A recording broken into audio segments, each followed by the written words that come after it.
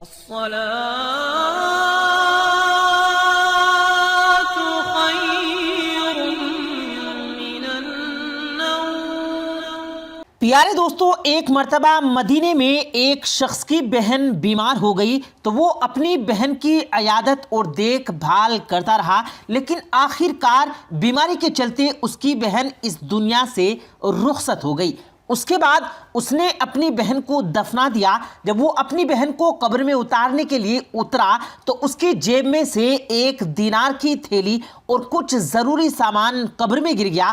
حضرت عمر بن دینار کہتے ہیں کہ اس شخص نے مدینہ کے کچھ علماء سے پوچھا کیا اسے قبر کشائی کرنی چاہیے یا نہیں، یعنی قبر کھولنی چاہیے یا نہیں۔ علماء نے جواب دیا کہ ویسے تو اسلام میں میت کی بے پردگی کی اجازت نہیں، یعنی قبر کھولنے کی اجازت نہیں، لیکن بوقت مجبوری اشد ضرورت کے تحت قبر کشائی کی جا سکتی ہے، قبر کھولی جا سکتی ہے۔ چنانچہ اس نے اپنی بہن کی قبر کھولی تو اس نے ایک عجیب و غریب منظر دیکھا۔ اس کی بہن کی قبر میں آگ دہک رہی تھی۔ وہاں موجود لوگوں نے استغفار پڑھتے ہوئے اس قبر کو دوبارہ بند کر دیا اور اس کے بعد وہ شخص اپنے گھر اپنی ماں کے پاس لوٹا اور پوچھنے لگا میری بہن کا اس دنیا میں اعمال کیسا تھا؟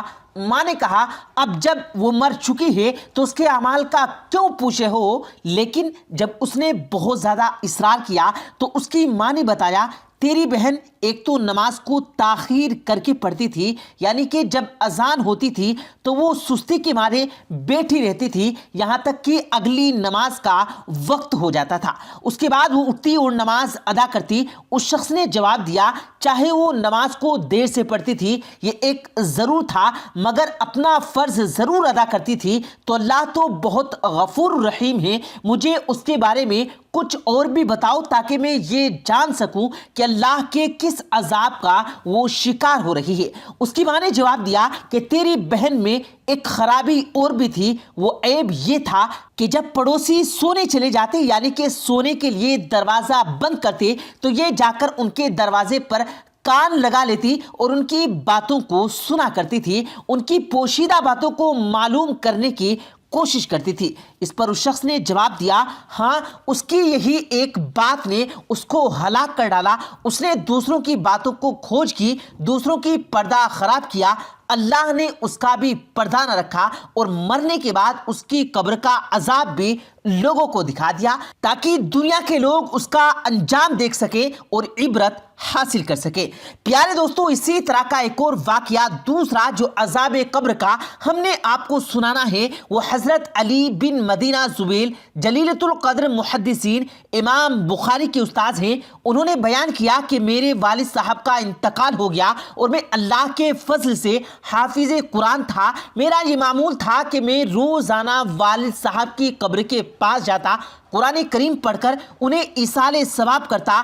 ایک مرتبہ رمضان شریف کا مہینہ تھا تو سحری کھا کر فجر کی نماز سے فارغ ہونے کے بعد روزانہ کی طرح میں والد صاحب کی قبر پر تلاوت کرنے لگا تو اچانک برابر والی قبر سے عجیب عجیب آوازیں آنے لگی۔ جب پہلی مرتبہ یہ آواز آئی تو میں ڈر گیا، خوف زدہ ہو گیا، میں ادھر ادھر دیکھنے لگا مگر اندھیرے کی وجہ سے مجھے کچھ نظر نہ آیا۔ جب میں نے آواز کی طرف کان لگائے اور غور کیا تو معلوم ہوا کہ یہ آواز قریب والی قبر سے آ رہی ہے۔ ایسا لگ رہا تھا کہ میت کو بہت ہی خوفناک عذاب ہو رہا ہے۔ بس کیا تھا کہ میں پڑھنا بھول گیا اور خوف کی وجہ سے میرے رونگٹے کھڑے ہو گئے۔ میں اسی قبر کی طرف متوجہ ہو کر بیٹھ گیا اور پھر جو دن کی روشنی پھیلنے لگی آواز بھی ہلکی ہونے لگی، پھر اچھی طرح سے سورج نکلنے کے بعد آواز آنا بند ہو گئی۔ جب لوگوں نے آنا جانا شروع کیا تو میں نے ایک آدمی سے پوچھا کہ بھائی جان یہ قبر کس کی ہے؟ اس نے ایک ایسے شخص کا نام بتایا جس کو میں پہلے سے جانتا تھا کیونکہ وہ شخص ہمارے محلے کا تھا، بہت ہی پکا نمازی تھا، 5 وقت کی نماز با جماعت پہلی صف میں امام کے ساتھ کھڑے ہو کر ادا کرتا تھا اور نہایت ہی شریف آدمی تھا، کسی کے معاملے میں دخل نہیں دیتا تھا۔ جب میں اس کو پہچان گیا تو یہ بات مجھ پر بہت گیا گزری کہ اتنا نیک آدمی اور اس پر یہ عذاب کیوں ہو رہا ہے۔ حضرت علی بن مدینی کہتے ہیں میں نے سوچا کہ اس بات کی تحقیق کرنی چاہیے کہ اس نے ایسا کون سا گناہ کر دیا تھا کہ جس کی وجہ سے اس کو یہ عذاب ہو رہا ہے۔ چنانچہ میں اس کے محلے میں گیا اور اس کے دوستوں سے پوچھا کہ فلاں شخص بڑا نیک عابد و زاہد آدمی تھا، لیکن میں نے اس کو عذاب کے اندر مبتلا دیکھا ہے، اس کی کیا وجہ ہے؟ ان لوگوں نے بتایا کہ ویسے تو وہ بڑا نیک اور عبادت گزار آدمی تھا، اس کی کوئی اولاد نہیں تھی، ہاں اس کا ایک بہت بڑا کاروبار تھا۔ جب وہ بوڑھا ہو گیا اس کے اندر کاروبار کرنے کی طاقت نہ رہی اور کوئی دوسرا کاروبار چلانے کی ہمت اس میں نہ رہی، اور اس نے اپنے ساتھیوں سے مشورہ کیا اور خود بھی سوچا کہ اب تو میں کمانے لائق نہیں رہا، کوئی طریقہ مجھے نکالنا چاہیے۔ تو اس نے سوچا اور اس کے دوستوں نے کہا کہ تو اپنا سارا کاروبار ختم کر دے، جو بھی پیسے آئیں وہ کسی کو دے دے، اس پر سود وصول کر کے آرام سے بیٹھ کر کھا، یعنی کہ تو اپنا سارا کاروبار ختم کر دے اور جو بھی پیسے تیرے پاس بچے ان کو سود پر اٹھا دے اور سود لے کر کھاتا رہے۔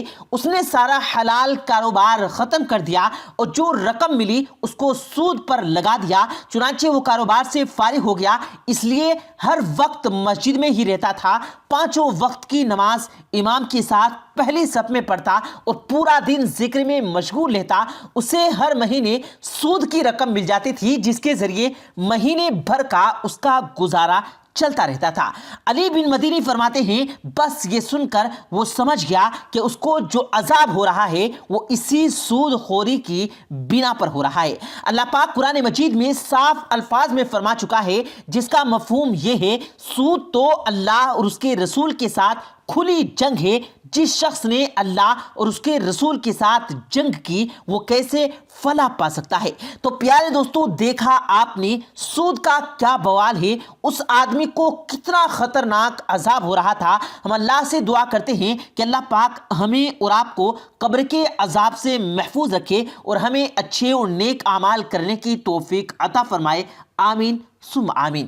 پیارے دوستو، امید کرتے ہیں آپ کو آج کی ہماری یہ ویڈیو ضرور پسند آئی ہوگی۔